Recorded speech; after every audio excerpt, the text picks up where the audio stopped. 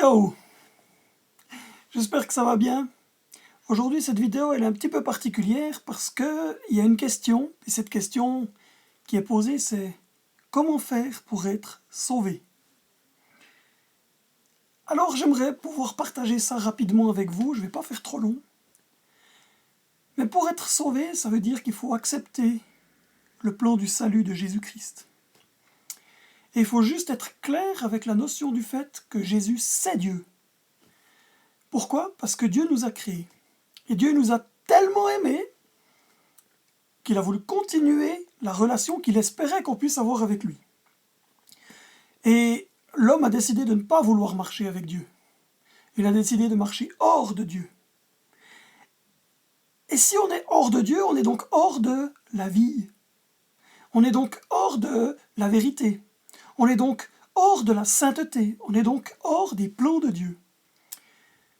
Autrement dit, c'est ça le péché, c'est être hors du but. Un gag. Tu construis une voiture parce que c'est ton métier. Puis cette voiture, tu vas l'utiliser pour faire de la pêche. Tu vas peut-être pas ramasser grand-chose. Ou tu essayes de faire que cette voiture, elle s'envole sur la Lune. Puis tu vas pas beaucoup décoller non plus. Résultat, c'est un petit peu ça. Dieu, lui, nous a créés. Puis nous, on a voulu marcher sans celui qui nous a créés.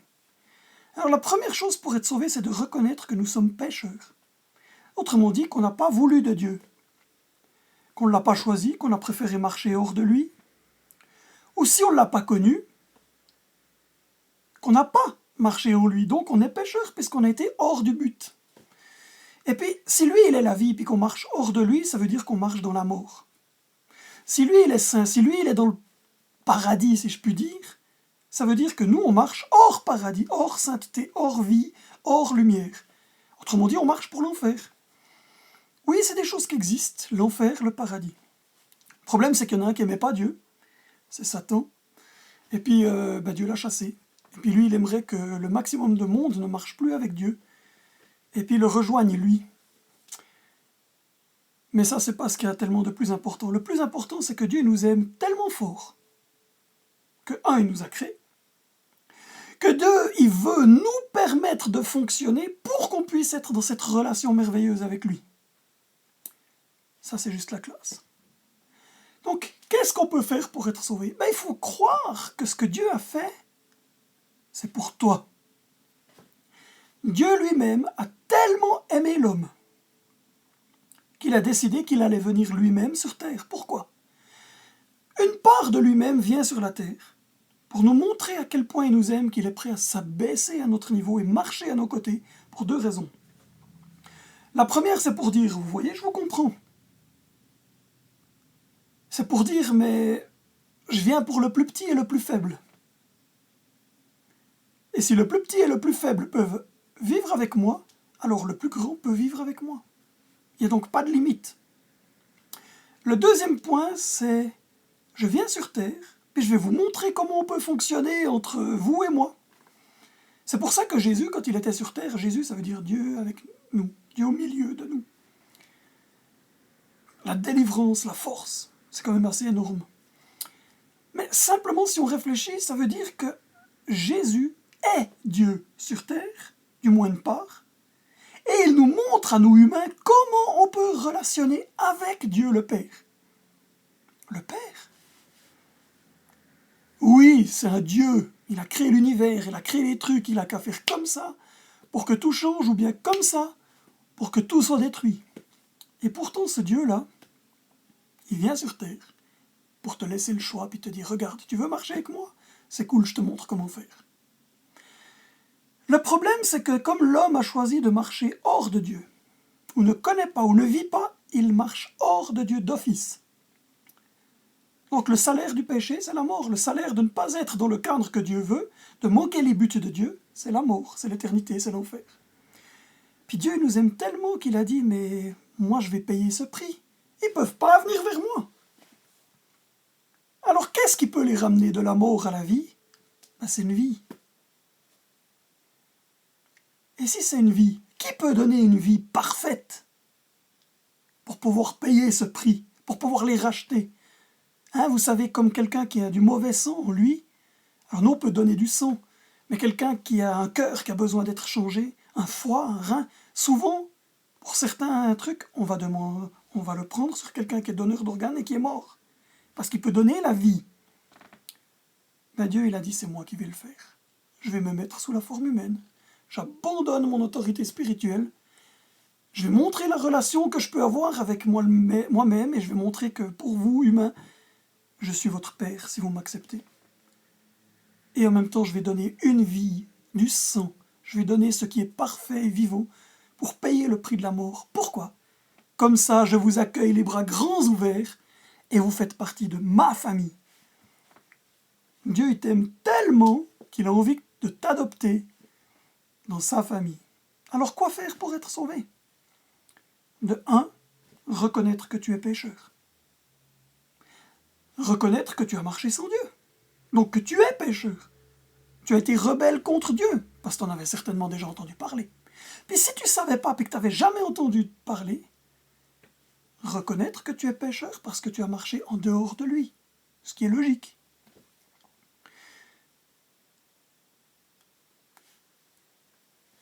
La toute première chose à faire, c'est de demander pardon à Dieu d'avoir marché sans lui. Puis d'avoir accepté de marcher dans la mort. Qu'on le sache ou pas, on a marché dans la mort. Alors on lui dit, je te demande pardon. Je veux plus marcher dans la mort.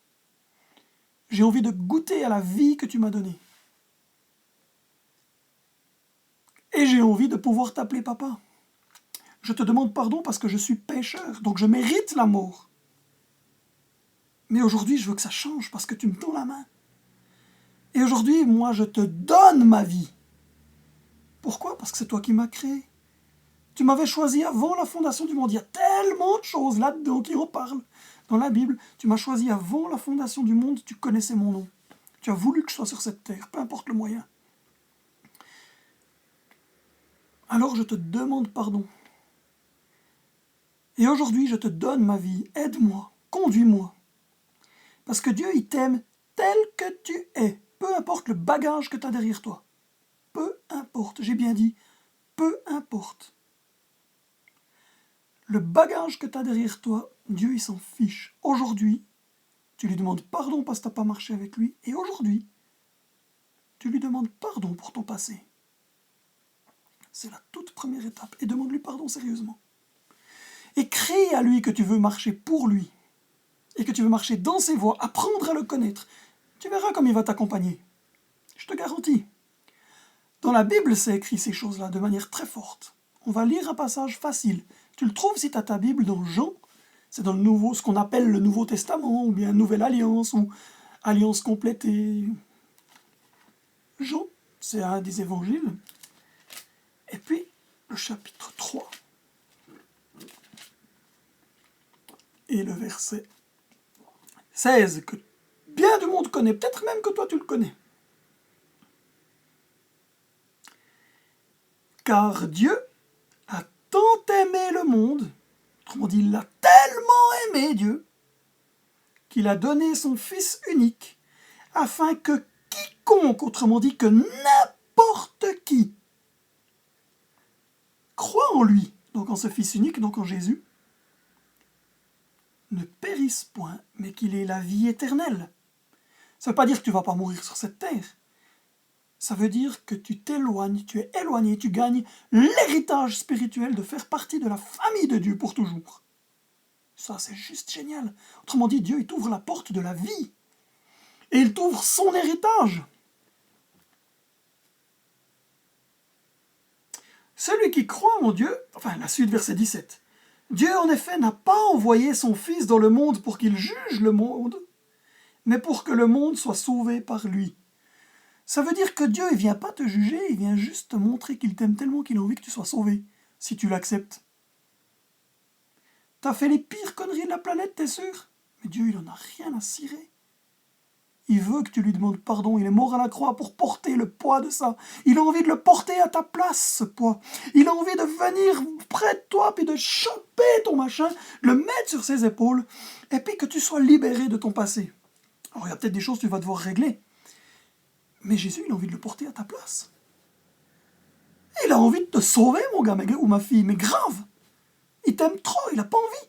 Tu as fait les pires conneries, mais Dieu, il s'en fout. Quand il était cloué sur la croix, il est devenu tout ce que tu as fait. Et il a porté tout ce que tu as fait. Si aujourd'hui tu lui demandes pardon, il les accepte de l'effacer. Il te donne la paix.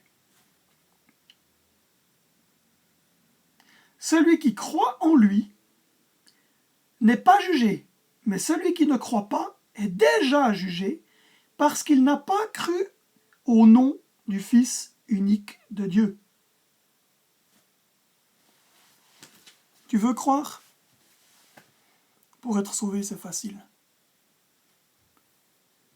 Demande pardon pour ne pas avoir voulu de Dieu. Demande pardon pour ne pas avoir marché avec lui. Demande pardon pour toutes les choses que tu as fait dans ta vie.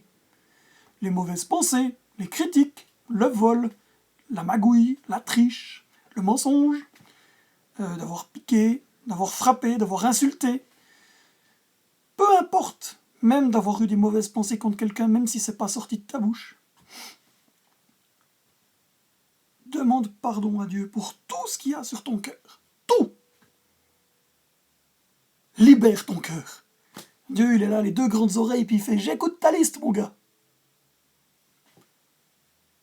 Puis toi, tu vas lui dire, puis il va dire « Ok, tchac, enlevé. Ok, tchac, enlevé. Ok, tchac, enlevé. » Puis quand la liste, elle est finie, que tu as fait la liste, lui, il a une liste blanche. Puis après, tu lui dis « Je te donne ma vie. Deviens mon papa.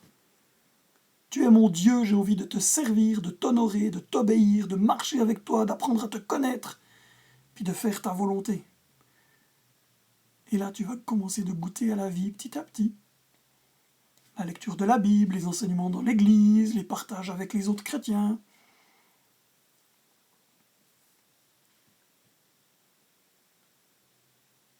On va faire une prière ensemble maintenant. Tu répètes après moi, je vais la dire doucement. T'as envie d'être sauvé?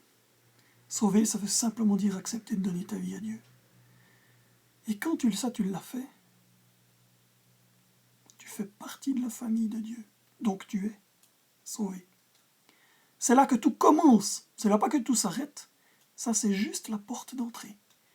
Une fois que tu es entré, il y a toute la vie qui va se développer. Apprendre, grandir, découvrir plus. Puis Dieu, il est tellement parfait que jamais tu arriveras à le découvrir en entier. C'est juste ça qui est génial. C'est là que tu vois que ça devient du vivant puis du concret, ok? Alors on va faire cette prière.